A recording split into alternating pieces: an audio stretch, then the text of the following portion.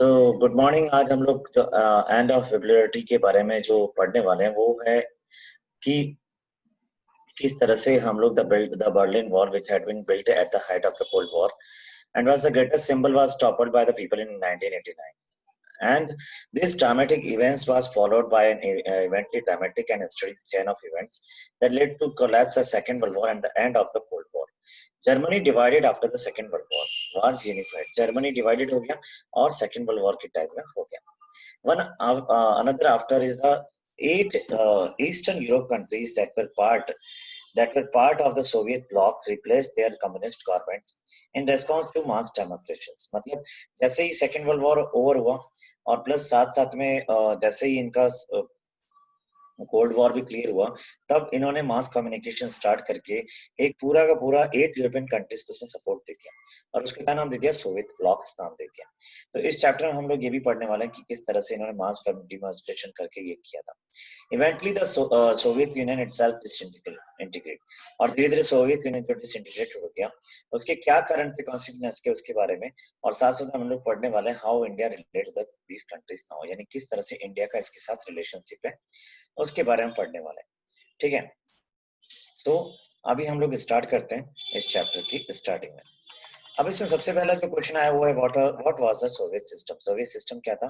The union of Soviet socialist republic USSR came into being after the Soviet revolutions in Russia in 1970. यानी जो union था Soviet socialist republic जो USSR का जो topic था वो सोशल रिवॉल्यूशंस के टाइम 1917 के अंदर ये पूरा का पूरा सिस्टम स्टार्ट हुआ. ठीक है, इसमें जो फाउंडर था इस सोशल रिवॉल्यूस्ट का वो कम्युनिस्ट पार्टी का जो लीडर था उसका नाम था बोल्शेविक. ये 1870 से लेकर 1924 इसका जन्म है. इसमें 1917 में रशियन रिवॉल्यूशन में जो हुआ था उसके जो मैन लीडर था. ठीक है, अब इसका जो मैन रशियन रिवॉल्यूशंस का जो इंस्पायर आइडिया था उसको क्या था, सोशलिज्म को डेवलप करना और कैपिटलिज्म को पूरी तरह से हटाना और उसके लिए एजिलिटेरियन सोसाइटी को डेवलप करना था. This was perhaps the biggest attempt in human history to abolish the institution of private property and consider began a society based on principle of equality. Private property को किसी तरह से हटाना था और किसी भी तरीके से सोशलिटी बेस्ड को कंट्रोल करना था. ये इनका मेन एम था. अब इसका नेक्स्ट टॉपिक जो आ रहा है वो है सोवियत सोसाइटी जो है, वो जो सोवियत सोसाइटी है या सोवियत जो सिस्टम है उसका बेनिफिट्स क्या था, यानी उसका किस तरह से इकोनॉमिक ग्रोथ हुआ.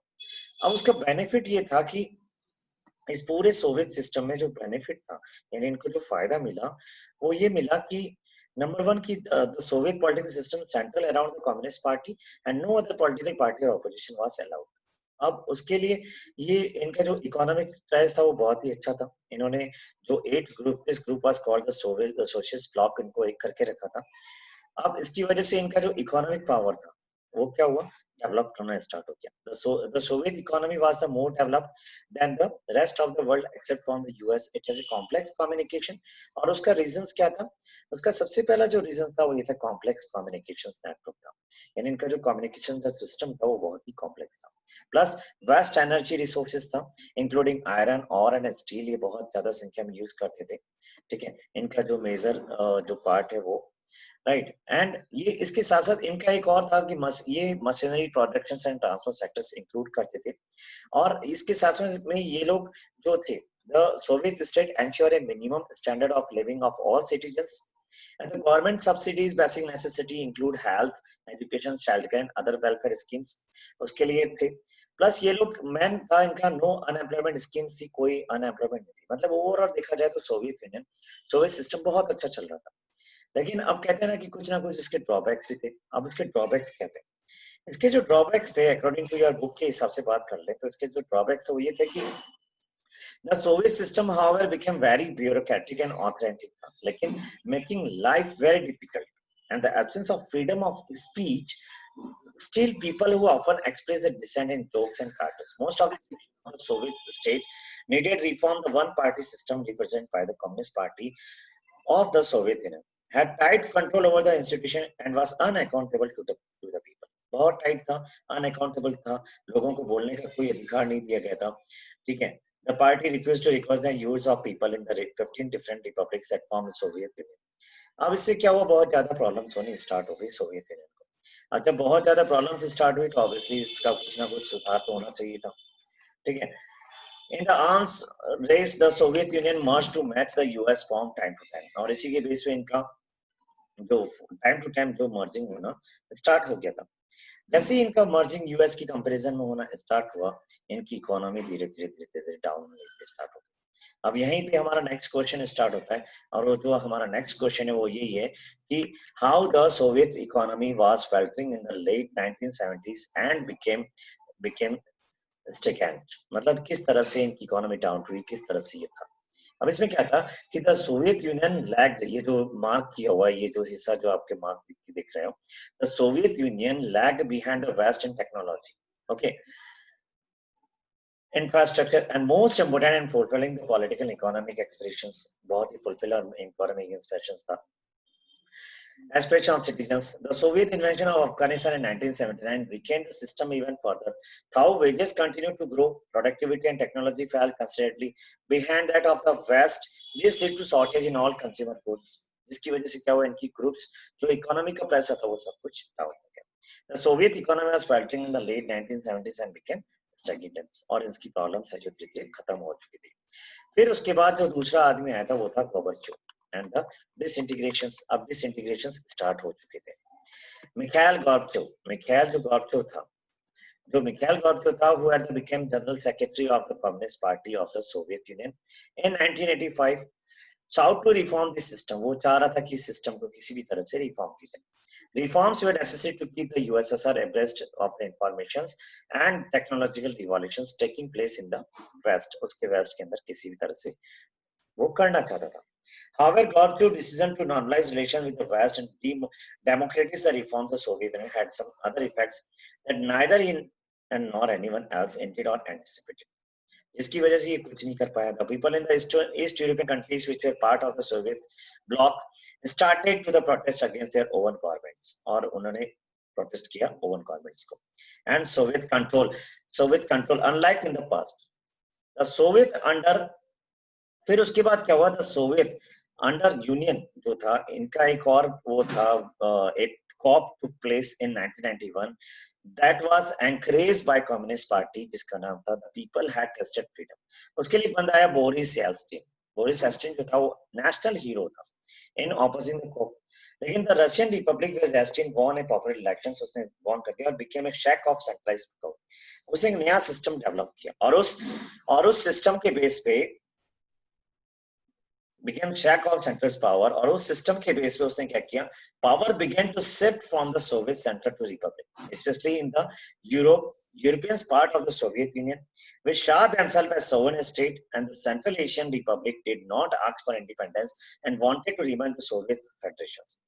और in December 1991, the leadership of Russia, Ukraine declared the Soviet Union was disbanded। इन्होंने क्या किया, पूरे के पूरे सोवियत यूनियन को क्या किया, डिस्बैंड कर दिया, मतलब उसको हटा दिया गया। अब जो नेक्स्ट टॉपिक जो है इसमें नेक्स्ट, जैसे ये सोवियत डिसइंटीग्रेशन हुआ, ये उसके पूरे के पूरे पॉइंट्स है। Communist party drives from Moscow to collective form, ठीक है, ये यहाँ पे ये पूरा सिस्टम हुआ। अब जैसे डिसइंटीग्रेशन हुआ, नई जो पार्टी आई उसको बोलते हैं कॉमनवेल्थ ऑफ इंडिपेंडेंट स्टेट्स, यानी the declaration on the disintegration of the USSR and the formations of the Commonwealth of independent states, वो एक आई common of independent states came as a surprise to the other republics, especially to the Central Asian ones।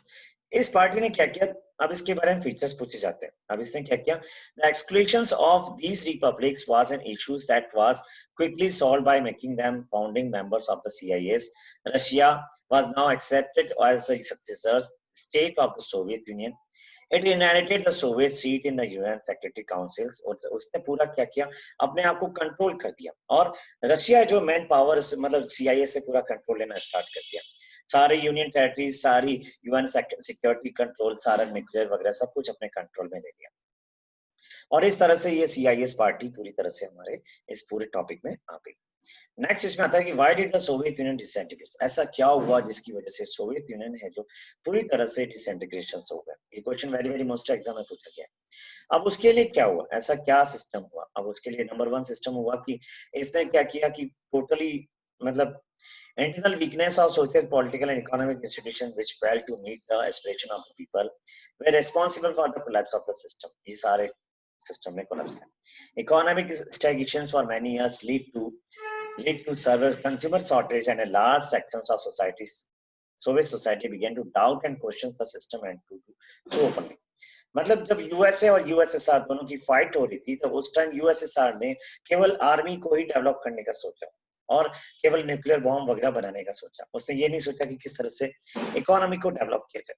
जिस condition क्या हुआ, धीरे धीरे वो down होती गई और यूएसए टॉप पोजीशन पे आता गया. अब पूरे वर्ल्ड के अंदर सिर्फ दो ही चीजें थी, यूएस और यूएसएसआर. लेकिन यूएसएसआर धीरे धीरे डाउन हो गई, इसलिए यूएस है जो अपनी हेजेमी करना स्टार्ट हो गया. सेकंड इसका डिसइंटीग्रेशन का मतलब कि कौन सा था. The Soviet economy used much of its resources in maintaining and nuclear and military arsenal and the development of its satellite states in Europe, Eastern Europe and within the Soviet system. ठीक है, तो इस तरह से इनका US है जो पूरी तरह से खत्म हो गया. The Soviet Union had become stagnant in an administrative and political sense as well. The Communist Party that had ruled the Soviet Union for over 17 years were not accountable to the people. जो 70 साल से राज कर रही थी वो accountable वहां पे नहीं थी. करप्शन ज्यादा फैला हुआ था, इंटेबिलिटी ऑफ द सिस्टम था, correct mistakes, it has made unwillingness to allow people. ये सारा मैं पॉइंट टू पॉइंट आपको पीपीटी के जरिए भी बताऊंगा. ठीक है, next year Gorbachev reform promised to deal with these problems. Gorbachev promised to reform the economic, catch up with the vast and loosens the administrative system. You may wonder why the Soviet Union collapsed in its pursuit of problems. The most basic answer seems to be when Gorbachev carried out his reforms and loosed the system, he meet in motion forces and conditions that few could have predicted and became virtually. उसने कोशिश भी की थी लेकिन बेचारा success नहीं हो पाया. The rise of nationalism and the desire for sovereignty within various republics, including Russia and the Catholic, became finally and most immediate causes for the disintegration of the USSR. ये सारे के सारे 8 स्टेट जो थे ये सारे इसमें यूएसएसआर के डिसइंटीग्रेशन में शामिल थे और इसी वजह से डिसइंटीग्रेशन हुआ. ठीक है, तो ये सारे कारण थे किस तरह से ये चीजें हुई. अदर थिंग दैट दूसरा भी एक और चीज है कि Gorbachev reforms speeded up and increased national dissatisfaction to the point that the government and the rulers could not control it. Control नहीं कर पाए. ठीक है, ये सारे इसके इवेंट्स हैं किस तरह से क्या हुआ था, इंटीग्रेशन है. सो अब है कॉन्सिक्वेंस ऑफ द डिसइंटीग्रेशंस, यानी इसके डिसइंटीग्रेशंस के क्या क्या कॉन्फ्लिक्शंस थे, क्या ऐसा हुआ जिसकी वजह से हुआ और वो डिसइंटीग्रेशन के कॉन्फ्लिक्शन क्या क्या थे. उसके लिए मैं आपको एक पीपीटी शेयर करना चाहता हूँ कि शायद आप उसके बेस पे समझ सकें. ठीक है, मैं आपके सामने वो पीपीटी को लेके आ रहा हूँ ताकि आपको समझ में आ सके. एक मिनट वेट हो ना.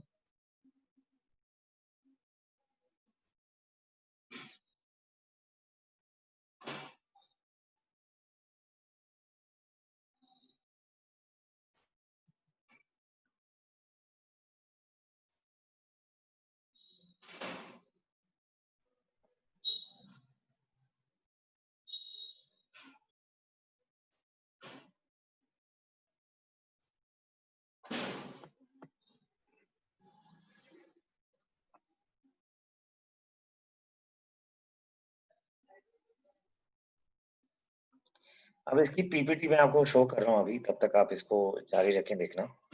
ठीक है, वो पीपीटी जब तक खुल रही तब तक मैं बताता हूँ कॉन्सिक्वेंस ऑफ द डिसइंटीग्रेशंस. इसमें फर्स्ट क्या था कि the end of cold war जैसे ही हुआ कोल्ड वॉर उस time conflictness, the ideology dispute over whether the socialist system would beat the socialist जो system था would beat the social system would beat the capitalist system was not an issue anymore, since these disputes had engaged the military of the two blocs, had triggered a massive arms race and accumulations of nuclear weapons, and had led to actions of military blocs. पहला तो कारण यही था कि कैसे भी करके इनको मिलिट्री में टॉप लाना था, इनको पावरफुल बनने के लिए यूएस के साथ टॉप लेवल पे आने के लिए था. ठीक है, नेक्स्ट जो इसमें था कि The US became the sole superpower backed by the power and the prestige of the US. US इसको नीचे दिखाना था. The capitalist economies was now the dominant economic system. Internally, institutions like the World Bank and the internal IMF, yani International Monetary Fund, became powerful advisors to all these countries since they gave them loans for their transactions to capitalism. उसके लिए IMF है जो fund दे रहा था और वो बहुत ज़्यादा problems हो गई थी. Third क्या हुआ था? The emergence of the many new countries. All these countries had their own independent aspirations and choose. Some of them, especially the Baltic and the Eastern Europe states, wanted to join the European Union और उन्होंने European union को join कर दिया था, जिसकी वजह से इनको प्रॉब्लम्स स्टार्ट हो गई थी. और ये जो प्रॉब्लम्स हुई, और नाटो भी, मतलब पहले के ये था कि ये वार्सा पैक्ट को करते थे, लेकिन अब ये जो था वो नाटो के जरिए इनको सपोर्ट करना स्टार्ट कर दिया था. ठीक है, ये नाटो के जरिए पूरा का पूरा इनका सिस्टम शुरू था. तो ये क्या थे इसके कॉन्सिक्वेंस के इसके सारे पॉइंट्स हैं कि किस तरह से ये अपना काम करते थे. राइट, एक और स्क्रीन में आपके सामने शेयर करने जा रहा हूँ, वो है पीपीटी जो इस चैप्टर की जिस तरह से इसमें बनाई गई है, ताकि ये शॉक थेरेपी और ये सारा मैं इस पीपीटी के जरिए आपको शो करने वाला हूँ. Just wait.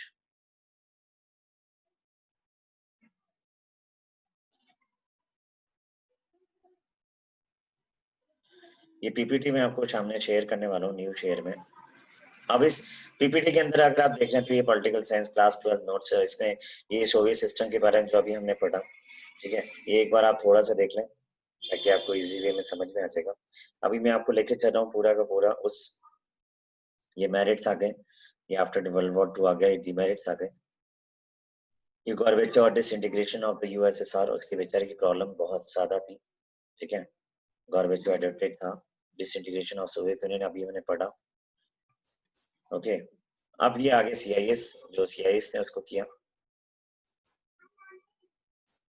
ये है consequence of disintegration, end of cold war, unipolar world और एमर्जेंस ऑफ न्यू कंट्रीज. ये पूरा इसमें सिस्टम आ गया था. ठीक है, अब ये सिस्टम जैसे ही आया, अब फीचर्स क्या है, अब इसमें कौन सीक्वेंस थे, शॉक थेरेपी.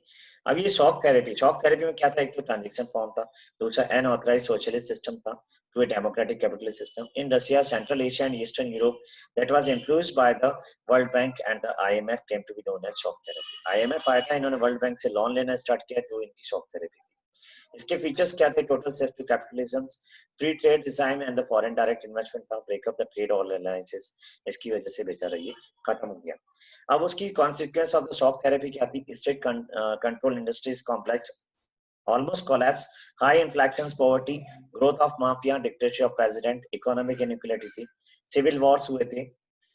अब इंडिया एंड यूएसएसआर के साथ संबंध कैसे थे, उसमें इकोनॉमिक में देखा जाए तो technical and economic assistant in India, public sector companies, support in Kashmir issues and 1971 war में सपोर्ट किया था. Soviet Union supplied military hardware and technology India के साथ था. Culture, Hindi films were popular in USSR culture exchange, जिसमें अमिताभ बच्चन और राज कपूर की फिल्में सारी बहुत अच्छी फेमस है. India has maintained good relationship with post-communist countries. India and Russia relationship is the strongest. India and the Russia supported the concept of multipolar world. And इसका benefits support in the Kashmir issue, energy supplies में support करता है, sharing information support करता है. ठीक है, ऐसे सब सेंट्रल एशिया के सपोर्ट करता है, बैलेंस रिलेशनशिप विद रशिया के अंदर सपोर्ट करता है, न्यूक्लियर एनर्जी प्लांट्स में सपोर्ट करता है. तो ये सारा सिस्टम उसमें ये सपोर्ट करता है. ठीक है, तो ये पूरा चैप्टर आपका यहीं पे भी खत्म हो गया. आई होप आपको इस पूरे चैप्टर के अंदर जो भी हमने पढ़ा, ये चैप्टर आपके यहाँ तक जो ये अकॉर्डिंग टू बुक के हिसाब से ये शॉक थेरेपी अभी हमने पढ़ी. ठीक है, मैं इस बुक के अंदर भी आपको जो भी मैंने पॉइंट्स आउट किए हैं, ये शॉक थेरेपी और consequence of the shock therapy, ये consequence of the shock therapy, ये पॉइंट टू पॉइंट जो मैंने टेंशन एंड कॉन्फ्लिक्ट्स. ठीक है, ये सारा जो सिस्टम है, फिर यूएसएसए का पूरा सितंबर के अंदर उसने वर्ल्ड बैंक के साथ लोन लिया, फिर बॉलीवुड मतलब इंडिया का उसका यूएसएस सॉरी रशिया के साथ क्या संबंध था, उसके बारे में पूरी कहानी. ये सारी चीजें इसमें मैंने सॉल्व आउट कर दी. इसके एनसीईआरटी के क्वेश्चंस, इसके एनसीईआरटी के सॉल्यूशंस और एक्स्ट्रा क्वेश्चंस मैं सारे इस वीडियो के एंड में दे दूंगा, मैं सब फॉलोइंग वगैरह सब कुछ. आई होप आपको ये यहाँ तक समझ में आया होगा. ठीक है, थैंक यू सो मच.